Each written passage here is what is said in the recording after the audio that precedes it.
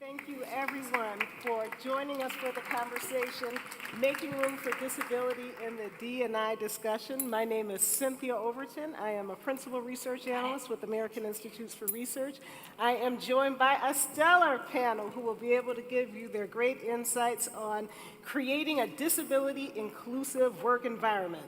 So you'll see their very impressive bios on the conference website, so I hope that you'll take a look. But I just want to do a very quick introduction of everybody right now. To my right is Charlene Carr, who is a Community Resources Development Specialist with California Department of Rehabilitation. Next to Charlene, we have Kate Williams, who is a Program Manager for Lighthouse for the Blind and Visually Impaired. Then we have Brian Horm, who is Chief of Staff with the United States Business Leadership Network, most commonly known as USBLN. And then to the far right, we have Dr. Victor Pineda, President of World Enabled and the Pineda Foundation. Victor's also an expert in accessible smart cities. He teaches all over the world, and in 2015, he was appointed by President Obama to serve on the United States Access Board, and so he and a group of colleagues are responsible for setting standards and policy and guidelines related to electronic and physical access. So everybody, thank you very much for serving on our panel. Our discussion takes place right in the middle of National Disability Employment Awareness Month. How many of you all either have been involved in a National Disability Employment Awareness Month activity or will be involved in an activity? Okay, few people, that's okay. Awareness months are great, but what we really need is for awareness to lead to action. Now, our panelists are going to give you all some great insights, but the really fun part is going to be when you all get a chance to ask questions. That's really going to move the discussion forward, so I do hope that you'll have some questions to ask. I got a chance to see Nadine Vogel talk about the business case for disability employment and inclusion, which was fantastic. Unfortunately, people with disabilities still are unemployed at a rate as twice as high of those without disabilities, and we know getting a job can be tough for anyone. And it's especially hard for people with disabilities. Unfortunately, folks with disabilities really have to, face, challenges, quite frankly, that we deal with preconceived notions about what we can and we can't do. And so, we really have to help folks get past that. I want to just give you a very quick example before I start asking questions about how challenging that can be. I have a very good friend. He told me it was okay to use his name. His name is Richard Bernstein. Richard went to the University of Michigan for undergrad. He went to Northwestern Law School for law school. And when he was when he was interviewing for jobs on campus, oh, I forgot to mention, Richard's blind. So when he was interviewing for jobs on campus, he would show up to these interviews, and when they found out he was blind, they would just engage him in small talk. They asked him questions about the weather and the Detroit Tigers, and he went on 65 interviews, and it was the same thing over and over again. And of those 65 interviews, just guess how many callbacks he got for an interview to go to the law firm, because these interviews are on campus. 0. Not one person called him back. But, fortunately, this ends well for Richard. His father had a law firm. He ended up working for his father's law firm, did great work when it came to civil rights and disability. And a few years ago, he decided he was going to run for the Michigan State Supreme Court. And he won. And so he is the first Michigan Supreme Court justice who is blind. So that kind of really leads us into our first question, and I have this for all the panelists. How can people really who are not confident in terms of engaging and or interacting with people with disabilities, how can they kind of get past that discomfort so they can focus on what really matters when it comes to folks' experiences and expertise and what they have to bring to the table? How do you get past the whole disability thing? I guess I'll start. I can kind of speak to that from personal experience. Prior to working at the Department of Rehabilitation, I worked at a public relations boutique firm, basically. And when I started working at DOR, it was it was difficult for me at first. I didn't know if I would say the right thing. I didn't know if I was interacting correctly. And I found the first thing to do is to educate yourself. On our website at DOR, we have a lot of information about disability etiquette, how to interact with someone, and that really helped me. And then secondly, just asking questions, talking to my colleagues, interacting with individuals with disabilities and asking them, is it okay if I do X or Y, or can I help you, or what's the best way to, when I'm addressing an individual with disability, talk about the person and not their disability. That's not all they are. That's not who they are. So I would say ask questions and educate yourself are two good things that you could start with. Okay, great, thanks. Kate? Yes. Oh, your mic. I don't think you're wired. I don't think your mic is on. Is it? Is there a secret? Oh, there you go. There we go. I am you, and you are me. I'm absolutely no different than you. I just do things a different way. And I think that's all you need to know. Because we're people. We're not different than anyone else. And to be authentic and genuine, I think we can see right through that. Oh, it's okay if you say, I'll see you soon. It's all right. Don't take it. We just want to be part of you because that's who we are. And I know I'm keeping that simple, but I think that's what you need to know. We are just like you. You could be in this chair 1 year from now. We never know what's going to happen in our future. So remember, we're people just like you, and that's who we want to be. I'm making it simple. You can hang on to that. I have one. Thank you. I would just pick up on something Charlene said, which is don't be afraid to ask questions. People with disabilities are their own best advocates, and so simply asking a question of them is way better than doing something that might not come across as well. So I always suggest just ask the question, and you're not gonna feel more confident about interacting with people with disabilities unless you do it. So get out there. Yeah, I think completely agree with what was said. Ultimately, it's just about being open to learning. And if you're open to learning, then you actually have the capacity to become excited about uncovering something and growing and finding a way to see beyond what other people sort of get stuck on. So I think this question of being authentic and open, but also knowing that there's a lot of resources on the internet. There's a great YouTube video that was put together by, actually it's kind of funny, by the Washington, D.C. Department of Developmental Disability, where they did like a sketch on, disability etiquette, and they sort of made a little bit of a parody just to sort of challenge some common assumptions or some of those awkward moments. And then if you can sort of just realize that, and then a great TED Talk by Stella Young called I am not your inspiration porn, or something like that. I think there's a lot of great speakers that you can sort of look up on TED Talks or YouTube or something just to sort of get engaged in the culture and the dialogue and the perspective. Ultimately, it's fun, it's funny, it's not tragic, and we're all just trying to get by and move forward towards our dreams. Thank you. So Charlene, I'd like you to lead us off with the next question. What insight can you give companies that want to access talented people with disabilities but don't know where to start? Yeah, so I have two resources that I think you all can take away from this. The first being the Talent Acquisition Portal, also known as TAP, and then our DOR Workforce Development website. So the Talent Acquisition Portal, really easy. You can Google that, pop it in, and it'll come up.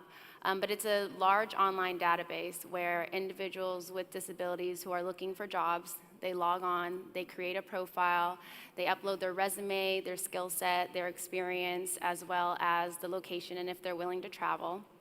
And then businesses on that side, you all can also create a profile and you can upload jobs if you truly are interested in hiring individuals with disabilities, because there's a large pool through TAP that you can hire from.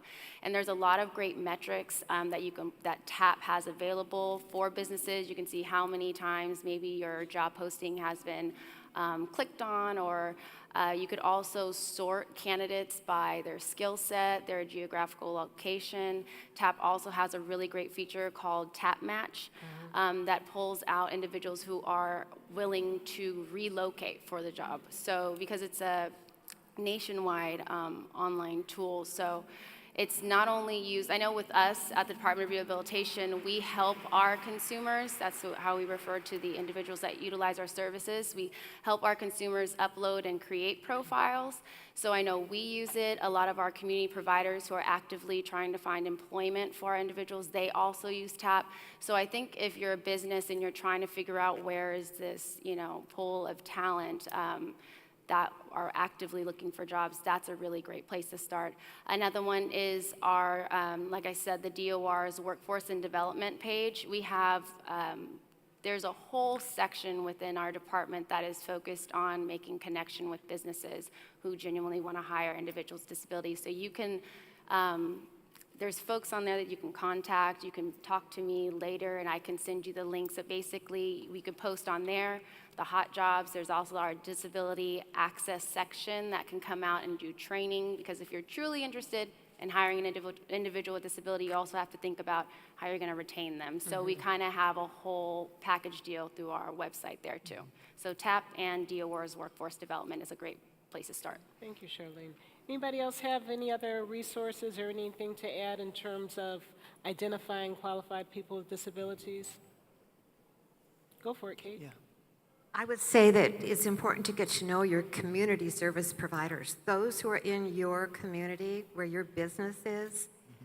There, in our San Francisco area, we have the Lighthouse for the Blind. There are many agencies that work with really sincere job seekers. They're out there looking for jobs. They're a wonderful resource for you to create a conduit between the actual job seeker and your business, in addition to what the DOR does. I think what the DOR has, their portal is just wonderful. All of our candidates are registered there, but there's nothing like that touch where you're getting to know not just a resume, but actually through the community service provider being able to reach people, real people who are job seekers.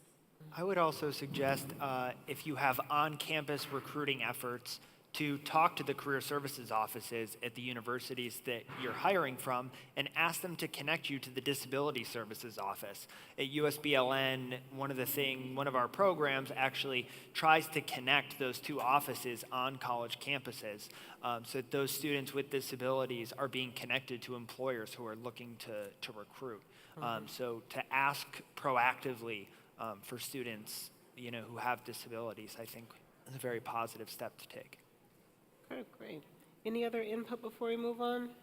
I wanted to add on to what Kate said. At the DOR, we really focus on policy and advocacy. We don't actually do the actual service of help, placing an individual at a job. So what Kate brought up is really huge, that we really rely and work closely with our community providers, because they're the ones that are providing the employment services to individuals with disabilities so that they are prepared when it comes time to interview for a job. So you brought up a really great point of really figuring out who in the community is working with individuals with disabilities and really connecting with them and saying, hey, we have these positions available and we're really interested in hiring people. What can we do to help? So. Okay, so Kate, I'd like for you to lead off by responding to this question. There are a lot of companies that are designing and implementing talent development programs for traditionally underrepresented populations. How can companies make these programs more inclusive of people with disabilities? Thank you. It's a very good question. We've worked with, the most success we have in working with companies is when a company cares enough to have a designated person or team, if the company's large enough, that is invested in at least the consideration of hiring people with disabilities. That way they can become more familiar with the capabilities of people with disabilities, and they're able to touch them personally. So if you have a person that's designated specifically for helping shepherd that person's resume and or even the person through the process, it highly increases your probability of being able to identify a truly qualified person that can add value to your staff. So I think that is a very important thing. If we enter as an applicant through the general application process, we're probably never going to meet someone. Our resumes may look a little different. We may have a gap in our resume, or we may have taken time from work to train ourselves in a new technology so that we can perform at an optimal level.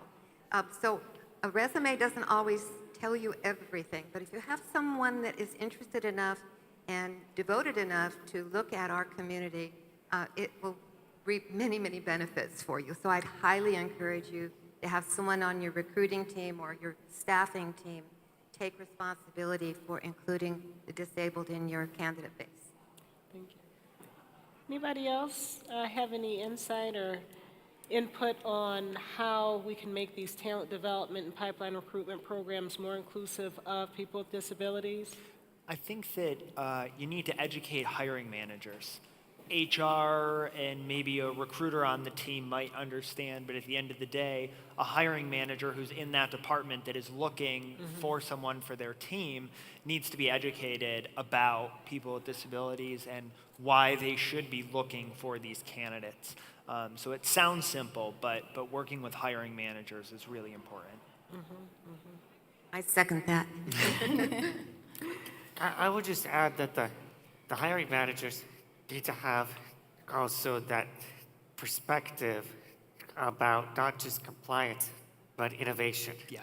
And I always say this, if your day-to-day life involves being a problem solver, involves figuring out how to get, through an environment that has obstacles or dealing with, difficult people, you develop skill sets that are very applicable into disruptive concepts and ideas that could change entire markets and demographics. And I think, when you start to actually dig beneath the surface and you see that some of the most powerful people in the tech space actually are people with disabilities and have invisible disabilities.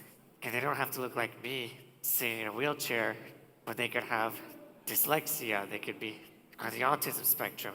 There's a huge range of people that are hyper talented and creative that can fundamentally position your business to be a leader and disrupt the market.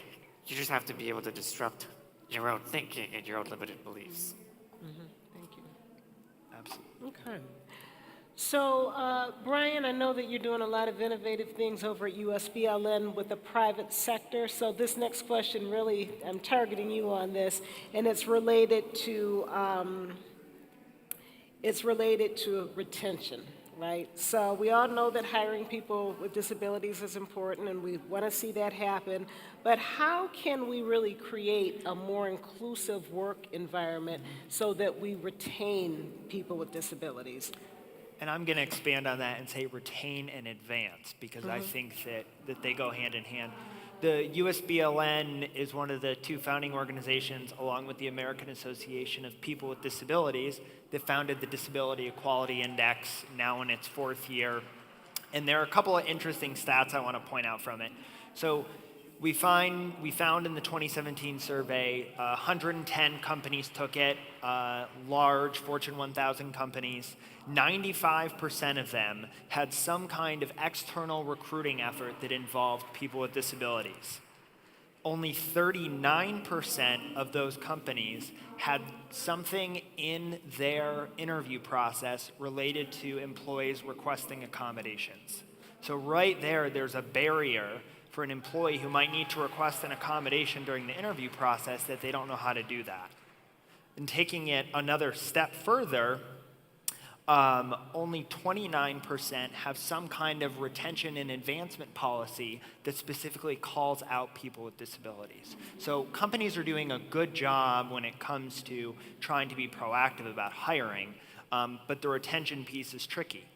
One of the things that we have found through the DEI that is a huge barrier to advancement and retention for employees with disabilities is access to technology and websites.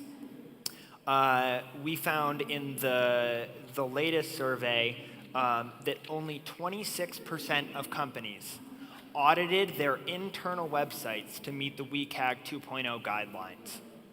Meanwhile, 57% of them were auditing their externally facing website. So they're not worried about those intranet sites where employees have access to resources, opportunities, et cetera. So I think that companies aren't setting their employees up for success and for advancement. One other piece around retention has to do with the accommodations process and being able to request reasonable accommodations. Most accommodations cost $500 or less for the company. So what we encourage at USB Align is for companies to have a centralized accommodations process. Don't let it touch HR. Don't let it touch your manager. Have a separate department that just handles accommodations and a centralized fund so that hiring manager or that manager doesn't have to worry about how much money it's going to cost to provide that accommodation. And lastly, it's all about culture. You can have the best strategy for retention and for advancement, but if you don't create a culture at your company that is truly inclusive, it's not going to get you anywhere. Anybody have anything to add? I think you're completely right, Brian. Culture, really a culture of inclusion is really where people get together and they're not afraid to say that they might not know something, right? They're not afraid to say that there aren't like a way to grow. And that's really what I appreciate about this Tech Inclusion Summit is because, the Change Catalyst is creating a space for us to have these conversations and realizing that this is a continuous learning process and it's a way to just have better results for the entire industry and for the work that we're trying to do. So the cultural aspect is going towards this deeper understanding that if we are going to, succeed, if we're going to really live our values, there's going to be a process to go through, and some of that is going to include, change management and cultural change, and really respecting and celebrating diversity in all of its forms. Great, thank you. Kate, did you want to say something?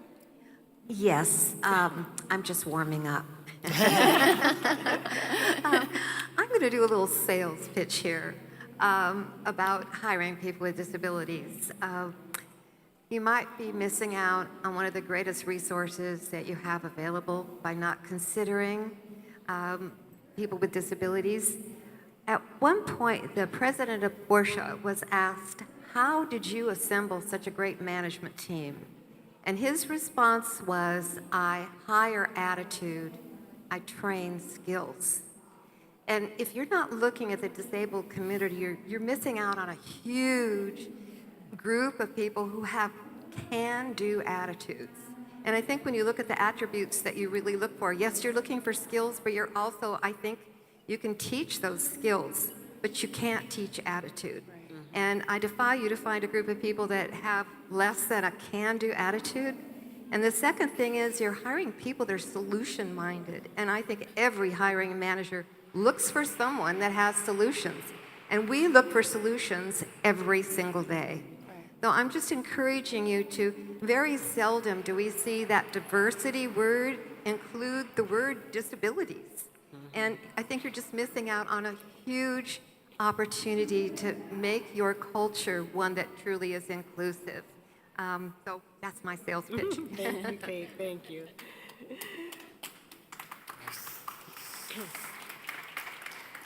So, Dr. Pineda, my last question for the panel before we open it up to everybody else, I'm really directing towards you. I know that you really look at the big picture when it comes to disability employment. So could you just respond to this last question? Technology innovation really drives how society works and lives. How does workplace disability inclusion in the technology industry translate into disability inclusion in a global society? Well, that's a fantastic question, because what we're living through is the most rapidly changing set of variables that humanity has ever experienced. We have rapidly changing social structures and economic innovation and technology and medical advances. We are going through such deep and dramatic shifts as a society, as a human species, that we are not even able to catch up with ourselves. And what that means is that we have a unique opportunity to try to connect the dots. And what that means is that when you think about disability, it's not a medical condition. It's actually an experience where an individual encounters some kind of barriers from exercising their agency. Agency is your ability to have choices, to make choices, to exercise your choices, and to gain the rewards or the results of those choices. Now, if disability is defined as an agency deprivation, something that is holding you back from making choices, then we're not looking at trying to find a cure. We're trying to look at unblocking those barriers that are holding people from fully realizing their potential. And what better way can each one of us in this room experience that liberating feeling of doing more and having more choices than with your mobile device, or with your computer, or with a technology that is responding to you on your terms, with your preferences and your lifestyles and your choices. So the work that I do with the United Nations and with the World Bank on a global level, thinking about the structures that are being built, and thinking about how do we eliminate the barriers that limit people's full inclusion and potential.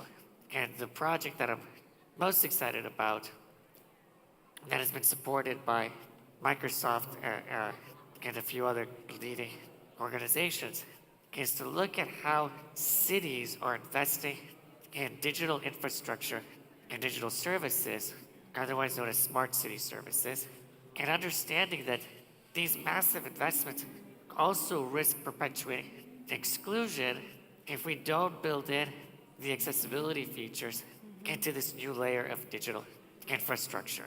So if technology becomes a tool for eliminating the barriers and expanding choices, then cities and governments and entire systems that are being now built off this technology that our companies are building have a unique opportunity to be a catalyst, a change catalyst for that human potential. And there's no better group of people to think about and invest in and expand the potential than people with disabilities. Because if you get it right for people with disabilities, you get it right for everybody. Great, thank you. Thank you, Victor. Okay, so now is the really fun part where we get to take questions from everybody participating in the audience. So is there anybody who has a question? Now, keep the questions concise because we only have about 10 minutes left. Keep in mind we'll be around after the session for any longer follow-up discussions. But any questions? We do need a microphone. There are a couple of questions over there. Are there microphones available? The talent acquisition portal. You're welcome. So we will need a microphone, though, for the questions. Do we have a runner? Do we have a runner? Oh.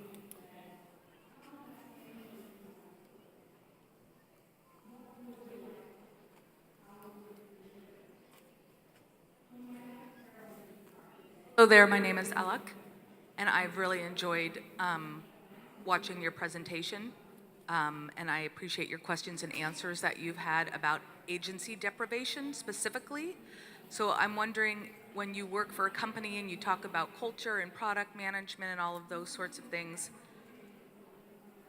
I want to include that people with disabilities are involved in that process specifically to understand that concept in its entirety.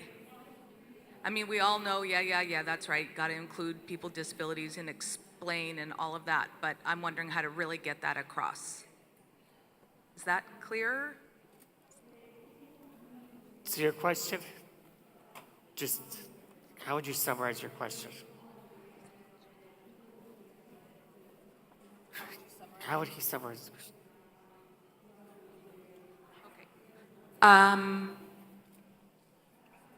I have a disability, and I know how to design better products to meet my disability, for example. And we all know that that works for people with disabilities. So how do you include that in company culture to make sure that they understand how to get through to them to make it part of their data?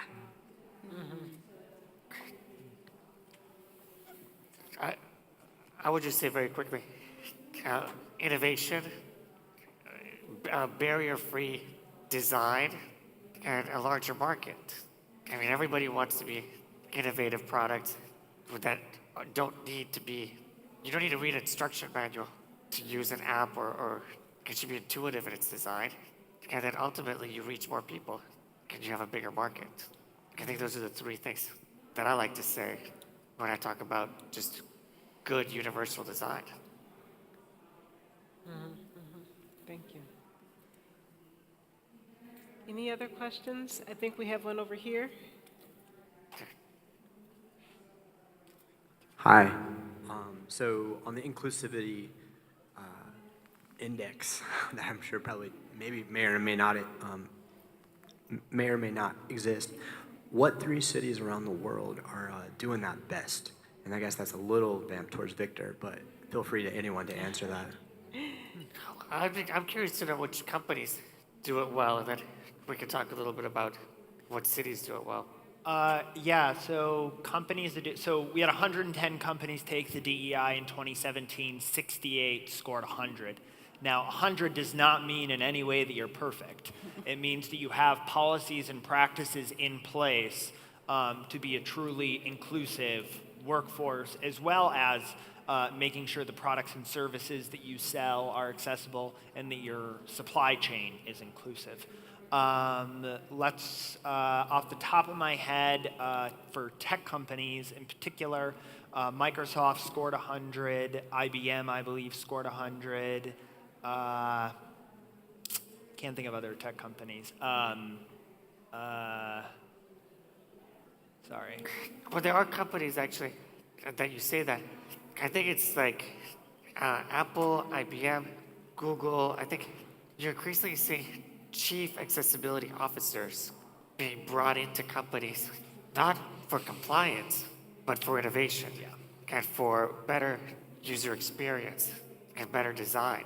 And so I think this is a very telling thing. From the city side and the public sector side, we aren't seeing chief accessibility officers in cities yet. We are seeing, though, an increased level of commitment by national and local governments to like the Sustainable Development Goals. I was one of the people that helped draft the UN Convention on the Rights of People with Disabilities. That's 10 years old now, takes the ADA kind of law and spreads it around the world. But to answer your question about what cities, I don't like to answer that question because disability and accessibility are so many things that you have cities that get it right for a group of people, people with visual impairments, or maybe get it right for people with physical impairments. And what we're noticing around the world is that there are a lot of great practices in the Scandinavian countries. There's some really great practices in Japan. The United States has 40 years of accessibility rights laws, but you have kind of a fragmented effort with some cities doing some things better than others.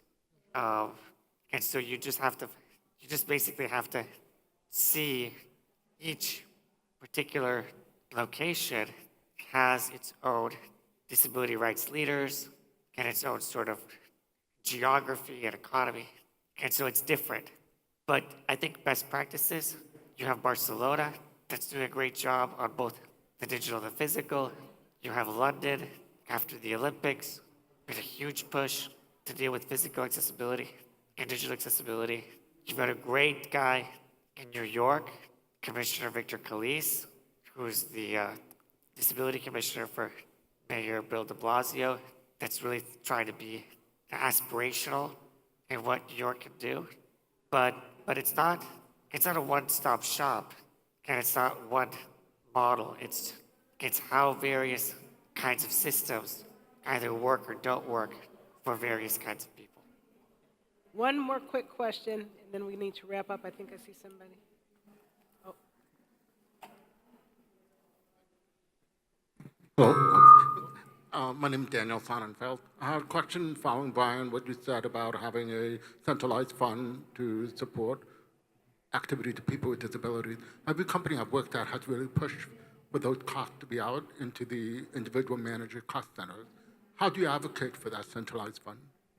Yeah, that's a tough question, obviously, because every company is different. I think that the way to advocate for it, a good way to start is if you have a disability ERG, BRG, to get that group to help advocate and to get that. Most ERGs have an executive sponsor and an executive champion to educate that person about why a centralized fund and process is actually better for people with disabilities. Why is it better? Because you don't necessarily want your boss to have to know how much money you're going to cost them to get the accommodation that you need to do your job. The only thing that they should be worried about is your performance and how well you can do your job. So by putting it into a centralized process that is away from your supervisor, they aren't worried about the maybe $1,000 or whatever it might be to get you the accommodation that you need. But they see that, wow, once they have this accommodation, they're an awesome employee. Let's, keep promoting them. I think that it's just something that they don't need to be worried about.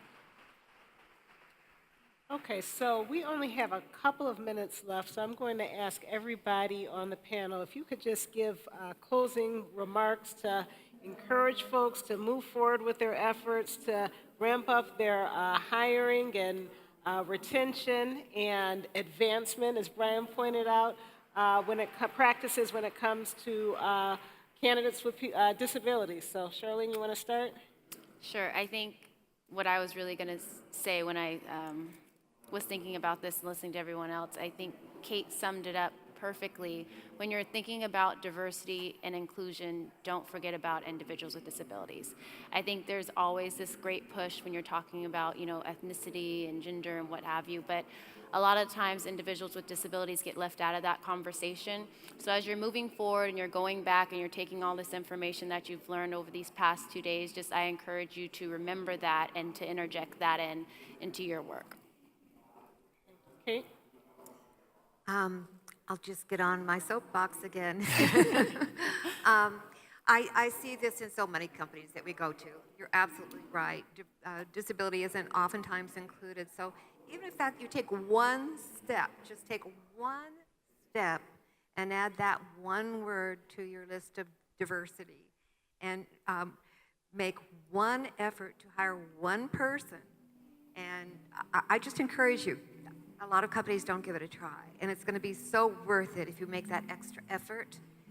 So I'm asking all of you actually to make a commitment with your company to include one disabled person even in your interview process. You're going to be so surprised as to what we can bring to you. Shameless plug, go to disabilityequalityindex.org, read the 2017 report and sign up to take the 2018 survey. We only release scores for companies who score 80 to 100. We're not looking to publicly shame you. We want you to use this as a benchmarking tool to do better. Yeah, talking about benchmarks, another shameless plug is smartcitiesforall.org, Smart Cities 4 ALL. You'll find a toolkit that helps kind of cities and companies look at how digital inclusion and digital accessibility really is a form of innovation and a way to think about proactively capturing bigger markets and thinking about providing better services.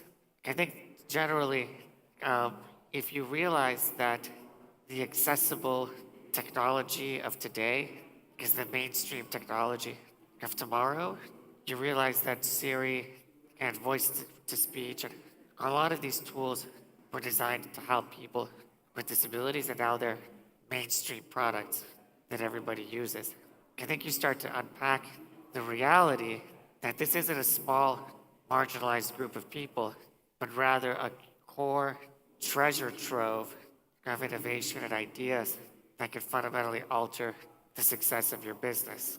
And so that goes to say that if the businesses are inclusive, and the cities are inclusive, and are building the technologies that allow everybody to realize their potential and sort of eliminate the barriers and allow them to live the lives that they value, then everybody benefits.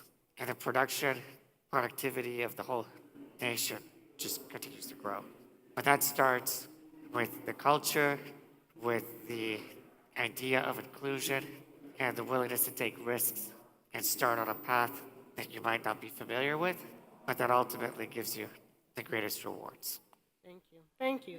And so we're at time, so I just would like to close by giving a very big special thanks to both Melinda and Wayne at Change Catalyst for really their vision and their commitment to including disability in the D&I discussion. And also thank you to Aubrey for helping us put this panel together. And also thank you to our panelists, and thank you for everybody for attending. So thank you so much.